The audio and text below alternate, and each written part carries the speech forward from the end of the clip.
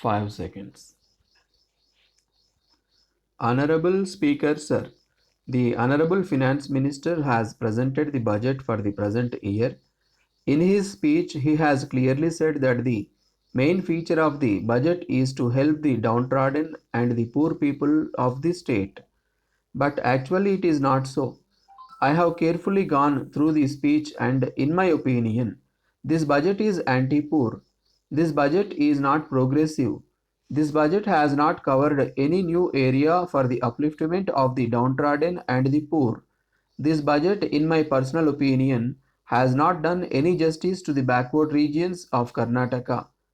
Hyderabad Karnataka area, Malnad area, and also the border district areas. This budget discriminates between the urban poor and the rural poor.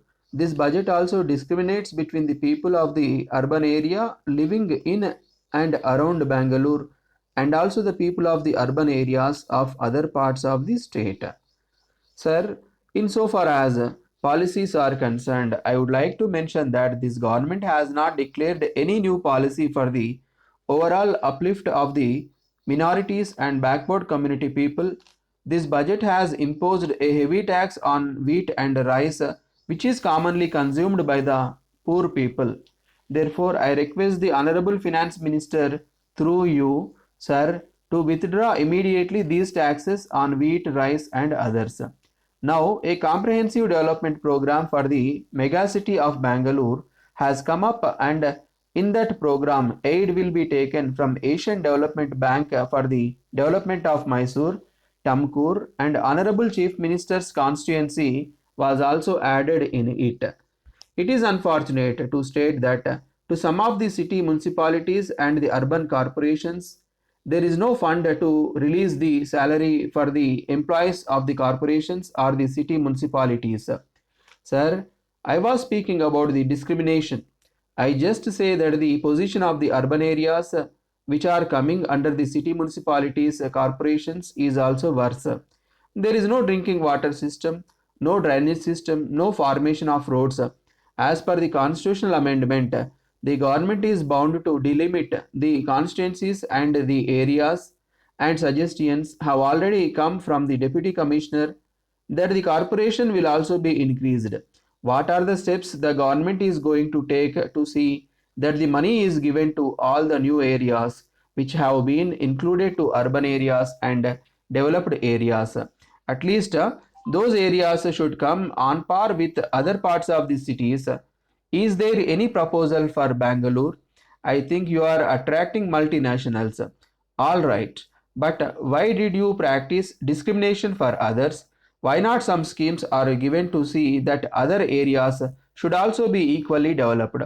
I humbly request you to think properly and see that some money is given for civic amenities, drinking water infrastructure to urban areas as well as city municipalities and corporations.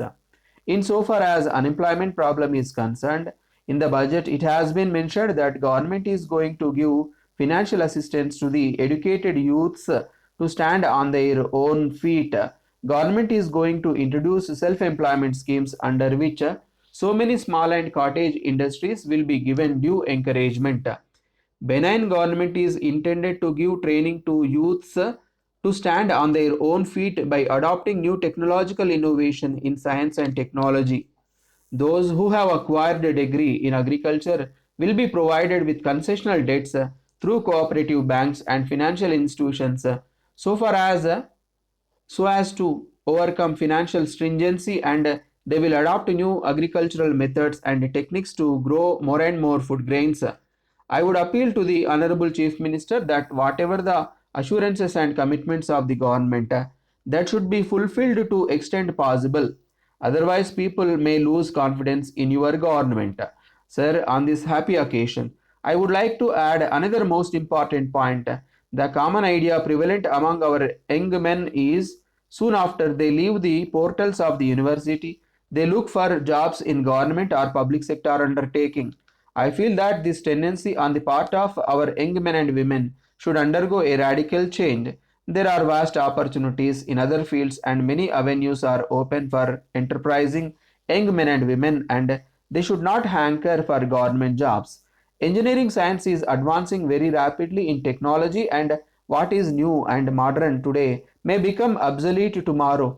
Therefore, my advice to them is that they should keep in touch with the latest improvements, and the best way to do this is to cultivate the habit of reading technical journals like Advanced Science Today fortnightly magazine, which throws a light on the vast developmental activities going on elsewhere. We must not allow their minds to rust with outdated views and ideas only. Compared to other countries, we are far behind, and the task of building our country into a strong and advanced nation rests with the engineering students. It is no doubt that true that at present there is a certain amount of unemployment among engineering graduates, but I am quite certain that this is only a passing phase and things will be brighter in the years to come. When we would embark on various projects, I am sure our planners will see to this and create more and more employment opportunities to the engineers, for we can ill afford to lose the talents of our young men and women. Engineers have a great part to play, especially in the matter of construction of dams, building factories, generating power, laying roads. In all these works, qualitative and economic considerations should weigh. I am confident that my young friends will realize this when they enter the professional field.